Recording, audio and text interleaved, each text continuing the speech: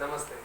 आज फेरि हामी युनाइटेड एकाडेमी स्कुलको तर्फबाट आज हामी फोर्स एन्ड मोसन च्याप्टर पढ्न गएको छौँ। तर यसमा हामी पार्ट 3 वटा पढ्छौँ। पहिलो हामी पार्ट पढ्छौँ पार्ट 1 र पहिले कुराहरु हामीलाई पढ्नुपर्ने के हो त्यो हामी पढ्छौँ। र दिएको छ फोर्समा यो पढ्छौँ, फोर्सको इन्ट्रोडक्सन पढ्छौँ। त्यसपछि पढ्छौँ पुलिङ फोर्स, पुशिङ फोर्स। हामी फोर्स इन्ट्रोडक्सन पढ्छौँ, पुलिङ फोर्स र पुशिङ फोर्स पनि पढ्ने गर्छौँ। त्यसपछि हामी पढ्छौँ इफेक्ट्स अफ फोर्स। फोर्समा कस्तो कस्तो इफेक्ट पर्छ, फोर्सले कस्तो कस्तो इफेक्ट्सहरूलाई गर्न सकिन्छ, फोर्समा कस्तो कस्तो पर्छ। Force can change the state of an object. फोर्सले के गर्छ त कुनै पनि अब्जेक्टको स्टेटलाई चेन्ज गर्न सकिन्छ, त्यो हामी डिटेलमा पढ्छौँ। यही पढ्छौँ force can stop a moving object. फोर्सले कुनै पनि मुभिङ अब्जेक्टलाई स्टप गर्न सकिन्छ, त्यो पनि हामी पढ्छौँ। त्यसपछि छ force can change the direction of a moving object. फोर्सले के गर्छ त कुनै पनि मुभिङ अब्जेक्टको डाइरेक्सनलाई पनि चेन्ज गर्न सकिन्छ, त्यो पनि हामी डिटेलमा पढ्छौँ। त्यसपछि पढ्छौँ force can change the shape of the body. और हामी कुनै पनि बडीमा फोर्स लगाएर पनि उसको सेप एन्ड साइज पनि चेन्ज गर्न सकिन्छ। त्यसपछि हामी पढ्छौँ effect on the volume of body. हामीले अगर फोर्स लगायो भने कुनै पनि बडीको भोल्युमलाई पनि हामी चेन्ज गर्न सक्छौँ। त्यसपछि पढ्छौँ measurement and unit of force. हामीले फोर्सलाई कसरी मेजरमेन्ट गर्ने हो र उसको युनिट के हो त्यो पनि हामी पढ्नेछौँ। त्यसपछि हामी पढ्छौँ types of force. Types of फोर्समा हामी 6 वटा टाइप्स पढ्नेछौँ। Muscular force and electrostatic force. Muscular force कसलाई भनेको त इलेक्ट्रोस्टैटिक फोर्स कसलाई भनेको त्यो पनि हामी पढ्ने गर्छौँ। म्याग्नेटिक फोर्स अनि सेन्ट्रिपिटल फोर्स पनि पढ्ने गर्छौँ। र त्यसपछि पढ्छौँ ग्रेभिटेसनल फोर्स र फ्रिक्सन फोर्स। यो सबै हामी पार्ट 1 मा पढ्छौँ। त्यसपछि हामी पढ्छौँ उसको इन्ट्रोडक्सन पढ्छौँ, फोर्सको इन्ट्रोडक्सन पढ्छौँ। फोर्सको इन्ट्रोडक्सनमा के छ, force much in our daily life we have to perform various activity, variety number of works. हामीले आफ्नो लाइफमा धेरै किसिमको वर्क्सहरू चाहिँ गरेको छ, धेरै किसिमको वर्क्स हामी गर्छौँ। We have to close the door, open the, have to close the door, open the door. हामी डोर पनि खोल्ने गर्छौँ, बन्द पनि गर्छौँ। त्यहाँ पनि हामीलाई के छ त फोर्सको पिरियड फोर्स हामीले लगाउनु पर्ने हुन्छ। त्यसपछि भन्छ have to lift the load. हामी चाहिँ लोड उठाउने गर्छौँ, जसरी लोड हामी उठाइरहेको छौँ, त्यहाँ पनि के त मान्छेले फोर्स लगाइरहेको छ। त्यसपछि भन्छ क्यारी द बुक्स। हामी बुक्सलाई किताबलाई हामीलाई किताबलाई बोक्नुपर्ने ठाउँमा पनि हामीलाई फोर्स लगाउनु पर्छ, किनकि किताब फेरि बोकेको बेलामा हामी स्कुलको बच्चाहरूले किताब बोकेको बेलामा हामीलाई फोर्स जबसम्म हुँदैन, शरीरमा इनर्जी हुँदैन तबसम्म हामी फोर्स लगाउन सक्दैन। त्यसपछि किक अ बल। कुनै पनि व्यक्तिले, कुनै पनि फुटबल प्लेयरले या कुनै पनि व्यक्तिले हामी अगर फोर्स लगाइरहेको छौँ बलमा, हामीले के गर्नु, हामी किक गरिरहेको छौँ बलमा, हामी मतलब हो हामीले फोर्स लगाउन गइरहेको छौँ। त्यसपछि छ वास फेस। हामीलाई आफ्नो फेसलाई वास गर्नु पर्यो भने त्यहाँ पनि हामीलाई जोरले पानी लिएर थपाउनु पर्छ, त्यसबाट मात्र फोर्स चाहिँ त्यो फोर्सले हाम्रो फेस के हुन्छ त वास हुने गर्छ। त्यसपछि भन्छ brush of tip. Brush of tip पनि हामीले ब्रस गर्नु परेको बेलामा पनि हामी के हुन्छ त फोर्स पनि लगाउनु पर्ने हुन्छ। यो सबै एक्टिभिटी जति पनि हामी हेरेको हो, यो सबै एक्टिभिटी हामी जति पनि हेरेको यो सबैमा के गर्नुपर्छ, हामीलाई फोर्स लगाउनु पर्छ। त्यसपछि हामी पढ्छौँ उसको इन्ट्रोडक्सन पढ्छौँ। भन्छ force is externally agent which change or tends to change the state of a body from rest to motion or vice versa. भन्छ कि हामीले फोर्स के हो त एक्सटर्नल एजेन्सी भने हाम्रो बाहिर शरीरबाट लाग्नु हो, बाहिर कुनै पनि बडीबाट लाग्नु पर्ने हो। र कुन बडीबाट लाग्नु पर्ने हो त which change or tends to change the state of body. Force अरू कुनै पनि बडीमा लाग्यो भने एक्सटर्नल एजेन्सी अगर हामीले कुनै पनि बडीमा लगायो भने उसको बडीलाई, उसको हरेक कुरालाई चेन्ज गर्न सकिन्छ। के चेन्ज गर्न सकिन्छ, बडीको स्टेटलाई चेन्ज गर्न सकिन्छ। केबाट त रेस्टबाट मोसनमा, र मोसनबाट रेस्टमा ल्याउन सकिन्छ। त्यो वर्कलाई हामी के भन्छौँ त फोर्स भन्छौँ। त्यो वर्कलाई हामी के भन्छौँ त फोर्स भन्छौँ। फोर्स बिना इनर्जीले हुन सक्दैन, त्यही भएर हामी शरीरमा के चाहिन्छ त इनर्जी चाहिने गर्छ। त्यसपछि पर्छ इन द अदर वर्ड्स। हामीले अर्को भाषामा चाहिँ फोर्सको डिफिनिसन गर्नु पर्दाखेरि force define as the process of pulling or pushing which change the state of a body. अगर हामीलाई फोर्सको कुरा गर्दाखेरि फोर्सलाई हामी के त पुलिङ र पुशिङ गर्दा पनि के हुन्छ त फोर्स लाग्न सकिन्छ। र पुलिङ र पुशिङ गर्दाखेरि हामीले के त कुनै पनि बडीको स्टेटलाई चेन्ज गर्न सकिन्छ। अगर हामीले फोर्सलाई अर्को भाषामा डिफाइन गर्दाखेरि यस्तै हुन्छ। अब हामी पढ्छौँ अर्को पढ्छौँ हामीले मैले भनेको थिएँ measurement and unit of force भनेको थिएँ। हामीले कसरी फोर्सलाई नाप्ने हो त उसको युनिट के हो त भनेको छ। SI unit of force is newton. उसको एसआई युनिट के हो त न्युटन। हामी मेजरमेन्ट च्याप्टरमा पढेको थियौँ एसआई युनिट भनेको, एसआई युनिट हामीले पढेको थियो। त्यो एसआई युनिटमा हामी के हो त न्युटन भयो। त्यो भन्छ त force that is applied to a body of mass 1 kg to produce an acceleration of 1 metre per square second is called 1 Newton. भन्छ कि 1 न्यूटन कसलाई भन्ने त 1 kg मास मा हामीले 1 acceleration 1 metre per square second acceleration लगायो भने त्यसो त हामीलाई 1 मिटर भन्न सकिन्छ। सो हामी क्याल्कुलेसन गरेको छौं, क्याल्कुलेसन गरेको त 1 kg छ र 1 मिटर पर स्क्वायर सेकेन्ड छ, यसलाई हामीले मल्टिप्लाई गर्दाखेरि 1 kg per square 1 kg metre per square second आउन सकिन्छ। यसलाई हामी के भन्छ 1 न्युटन भन्ने गर्छौं। त्यसपछि हामी पढ्छौं पुलिङ फोर्स। पुलिङ फोर्स के हो त? Force is applied to pull or try to pull an object is called a pulling force। अगर हामीले कुनै बडीलाई पुल गरिरहेको छौं या त हामी पुल गरिरहेको छ या त पुल गर्न खोजिरहेको छ भने त्यो त्यतिबेला जुन हाम्रो शरीरबाट निस्किने जुन फोर्स हो त्यो फोर्स हामी के भन्छ त पुलिङ फोर्स गर्ने। जस्तो कि एक्जाम्पल छ pulling force is required to pull a block in a quarter from the wind.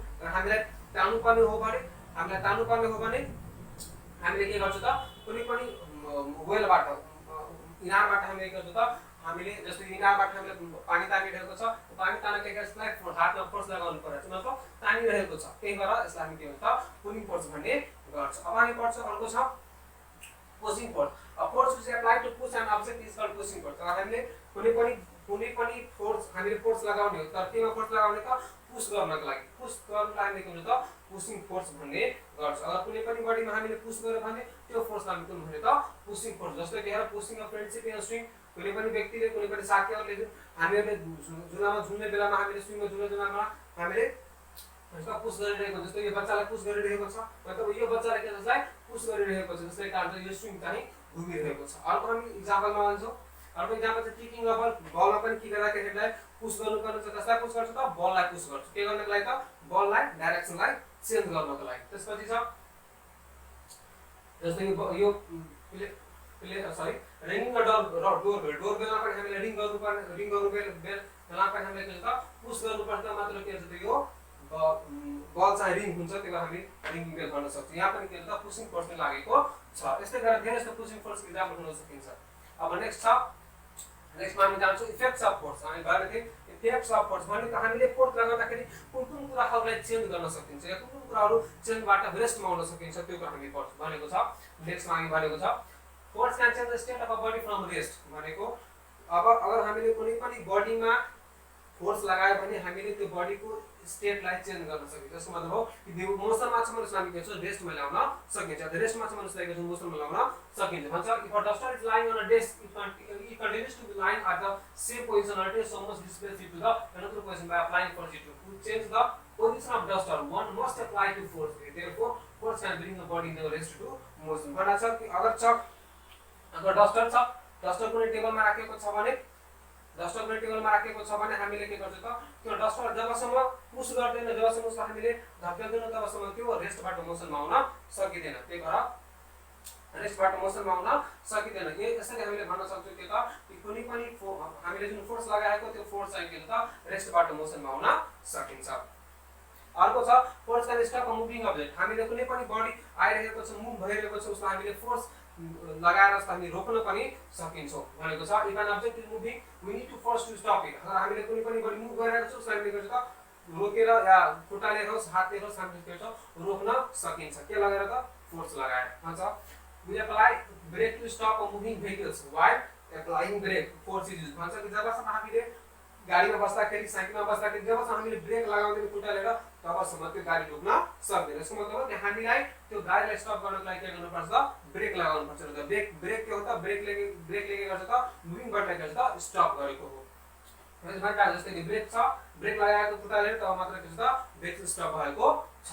त्यसपछि भनिरहेको छ without using external force we cannot stop any object। मतलब कुनै पनि एक्सटर्नल फोर्स लगाएर हामीले कुनै पनि अब्जेक्ट बिना एक्सटर्नल फोर्स लगाएर हामी कुनै पनि अब्जेक्टलाई रोक्न सकिदैन, कुनै पनि मुभिङ अब्जेक्ट हामी रोक्न सकिदैन। Similarly a moving bus cannot be stopped by applying a brake। अगर कुनै पनि बडी या कुनै पनि बस कुनै पनि भेहिकल्स साइकल मोटरसाइकल कुनै पनि कुराहरु मुभ भइरहेको छ हामीले यसलाई बिना फोर्स लगाएर ब्रेक लगाएर हामीले रोक्न सकिदैन। यसरी भन्न सक्छौं कि फोर्सले के गर्छ त मुभिङ अब्जेक्टलाई स्टप गर्न सकिन्छ।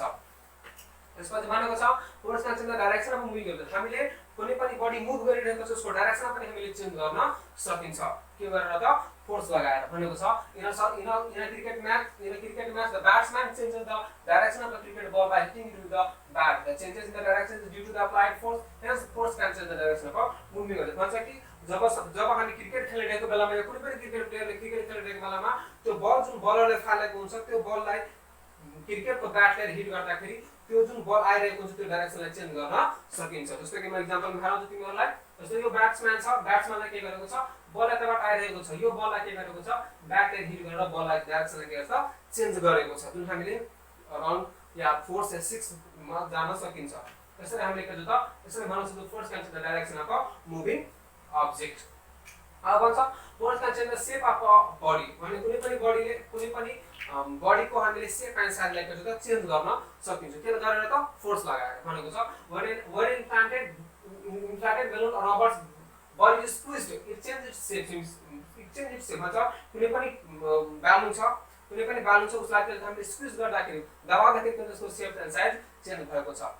यसरी नै हुन्छ भन्छ। when a spring rubber is stretched, its size is changed due to the force applied भन्छ कि कुनै पनि जसरी यो रबर छ, यो रबरलाई हामीले तन्काएको, तर तन्काएको के छ, सेप एन्ड साइज पनि चेन्ज भएको हो। यसरी हामीले फोर्स लगाएर सेप एन्ड साइज के छ त, रबरको प्लास्टिकको सेप एन्ड साइजलाई चेन्ज गर्न सकिन्छ, कुनै पनि अब्जेक्टलाई चेन्ज गर्न सकिन्छ। अर्को दिएको छ when a spring or rubber is stretched, its side is changed due to the force applied भन्छ कि स्प्रिङमा पनि हामीले के गर्न सक्छौँ त, चेन्ज गर्न। जस्तो कि स्प्रिङमा पनि हामीले खिचेको त के भएको त, यसको स्प्रिङको साइज चेन्ज भएको, फेरि उसलाई तानेको, फेरि के भयो त, स्प्रिङको साइज चेन्ज भएको। त्यसरी हामीले के गर्छौँ, फोर्स लगाएर जबसम्म फोर्स लगाएर जबसम्म स्प्रिङको साइज चेन्ज गर्न, तबसम्म फोर्स लगाएर त्यसको स्प्रिङको सेप एन्ड साइजलाई चेन्ज गर्न सकिन्छौँ। अब हामी पढ्न गइरहेका छौँ effects on the volume of the body भन्छ। generally force cannot change the volume of a solid and liquid object भन्छ कि फोर्सले सोलिड र लिक्विड अब्जेक्टको चाहिँ भोल्युमलाई चेन्ज गर्न गाह्रो छ, तर उसले हाम्रो भोल्युम अफ ग्यासलाई चेन्ज गर्न सकिन्छ। भन्ने मतलब हो कि ग्यासको भोल्युमलाई फोर्सले इजिली चेन्ज गर्न सकिन्छ, तर फोर्सले सोलिड लिक्विडको सेप एन्ड साइजलाई भोल्युमलाई चेन्ज गर्न गाह्रो छ। भोल्युम कसरी चेन्ज हुन्छ त, by applying force. Air cannot be compressed in the tubes of vehicles or body due to the force भन्छ कि एयर के गर्छ त, हावा हामीले ट्युबमा हाल्ने गर्छौँ, त्यो के कारणले हो त, त्यो हो फोर्सको कारण। जब हामीहरू पम्प लिएर साइकलमा हावा हाल्छौँ, त्यतिबेला के गर्छ, हामीले पम्पमा चाहिँ साइकलमा हावा हाल्नुपर्ने हुन्छ। यसको मतलब हो हामीले जुन हावा हालेको त्यो भोल्युम त्यहाँ त्यो ट्युबमा त्यो पनि ग्यास थिएन। अब हामीले जुन फोर्स लगाएर जुन हावा दिएको हो, त्यो ट्युबको सेप एन्ड साइज के भयो त, चेन्ज भएको। यसरी हामी भन्न सक्छौँ कि फोर्सले पनि के गर्छ त, भोल्युम अफ ग्यासलाई चेन्ज गर्न सकिन्छ। Thank you.